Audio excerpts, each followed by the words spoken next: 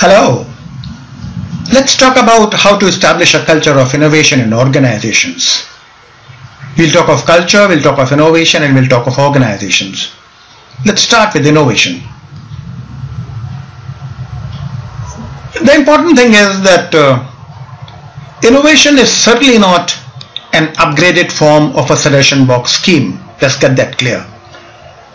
A suggestion box scheme is primarily an employee engagement project which brings about cost-cutting measures and improvements by strength of people having deep domain knowledge of doing the same thing over and over again for years. That's good, indeed laudable. However, that's not innovation. Because innovation is something new, something that's not been there before. And it doesn't come about by strength of deep domain knowledge. On the contrary, it comes about on the strength of not having deep domain knowledge. So it's innovation and suggestion box scheme are just simply two different things. What about business? Now, the basic performance engine of business is efficiency. Efficiency comes from repeatability, which comes from doing things as per a set procedure and process. But innovation is doing experimentation of trial and error, accepting mistakes. It accepts short-term pains for long-term gains. But typical business wants to win every time. As a matter of fact, usually it punishes people for being wrong. So innovation and a typical business are also not normal partners. So what do? How do you get innovation? Well, you'd get it by culture. Something really sticky and that really matters, ephemeral. We are aware that the phenomenal success of Apple is not so much because of the skill of employees as because of the culture of the organization. As also, the phenomenal failure of Lehman Brothers is not because so much of a lack of skill, but because of the culture. So culture is the thing, the only thing that can bring about something as ephemeral as innovation. What culture is? Well, it's quite simple. Culture is the pattern of behaviors that are encouraged, discouraged, or tolerated over time.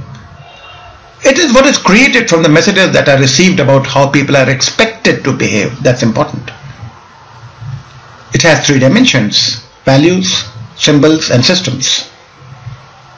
Value. What is a value? Well, it should be simple. Value is what we value. Every behavior of the top bosses sends a message, and that message is interpreted by subordinates as a reflection of what is valued, which in turn molds the behavior and decisions of others. Now there's something about contradiction in values. There are contradictions. I value being honest, because of which, if there is a flaw in my superior or subordinate or peer, I like to tell him as it is on the face. But alongside the value of honesty, I also value being nice, of having smooth relationships, and this value prevents me from telling people what I think of them.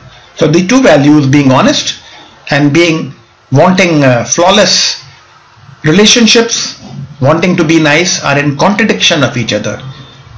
It's always the case. Whichever wins is the value of the organization. Also, values are not observed directly, but by behaviors, by what people actually do. Let's get down to the values specifically of innovation in large organizations.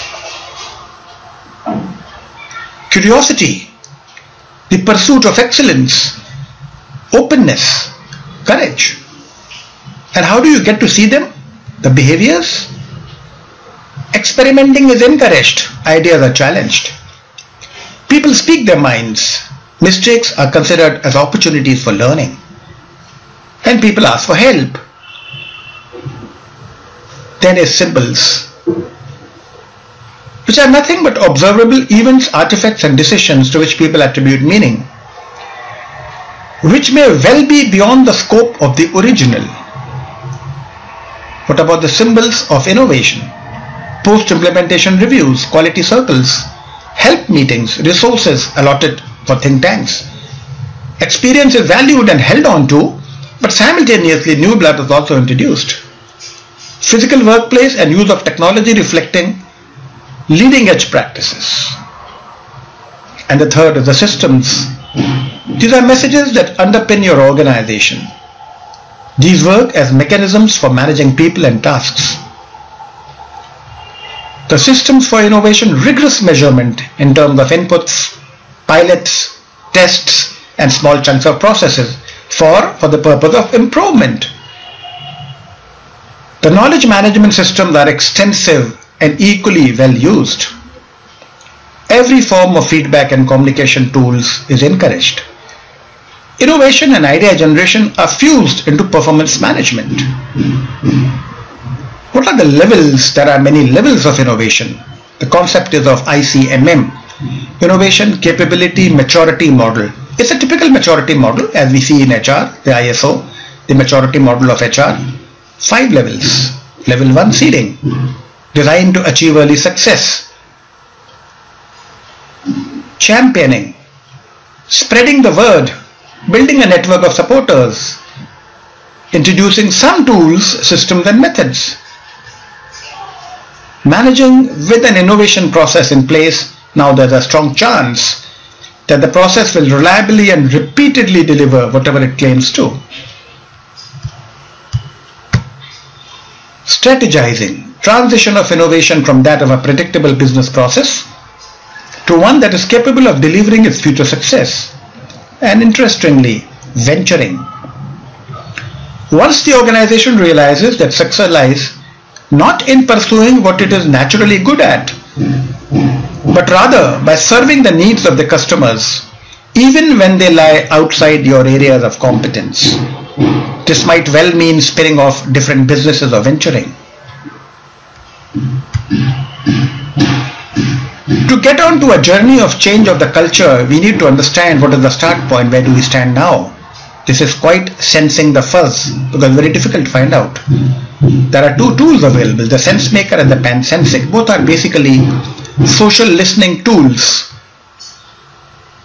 Sense maker creates a system whereby stakeholders, as decided by you, tell stories and anecdotes on a theme decided by you. When Ram tells about story of Shyam, the story reveals more about Ram than Shyam. When your people talk about an anecdote, they reveal not the anecdote, but what they think of it. Similarly, pan-sensing is a state-of-the-art social listening tool. It uses smart lenses to read between the lines of discourse to identify clues, decode weak signals and frustrations, locate insights, and improve understanding of what the consumers mean, not just what they say. In this case, the consumer is internal stakeholders, so what your people actually mean, not what they say. This has to be in phases. The journey is long. Phase 1 is about creating momentum and putting wedges in place which make it hard to go back. By the end of phase 1, you should have a clear picture of what you have and what you want. Equally, you should have a funded plan for change over the next 2 years. There should be a stake in the ground communication to all staff. The top team should be feeling as if something has shifted in their approach to each other. There must be commitment from the board, the CEO and the key executives for this 3 years journey. Then there's a phase 2, which is about changing the way people think, feel and behave, and putting in place the key enablers that will underpin the culture into the future. By the end of phase 2, you should have observed behavior change in 80% of your senior leaders and 40% of your other managers. As you have noticed, the expectation is that the change starts from the top.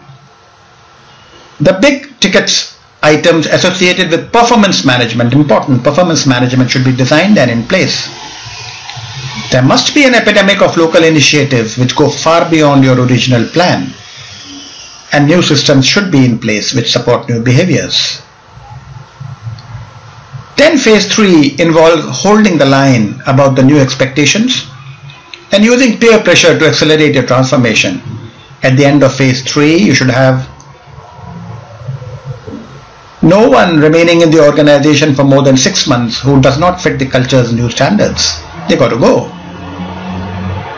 Everyone should be articulating clearly what is so special about this culture and how what they and others do builds and reinforces the culture. There should be an evidence of a competitive advantage in both the customer and employment market based on your culture. Does it look to be too daunting from a simple suggestion box scheme to full-fledged innovation? It need not be. There are many steps between a suggestion box to innovation. For example, a better suggestion box, a theme-based suggestion box, a simple innovation scheme, and finally a full-fledged innovation scheme. It's doable. In any case, if you wish to have innovation in an organization, changing the culture is the only way to do it. I'm a Lokasthana. I love doing this. I understand culture, I understand innovation, and I understand organizational development in organizations. You'll find more details about me and my job at innovatorsandleaders.com. Let's get in touch.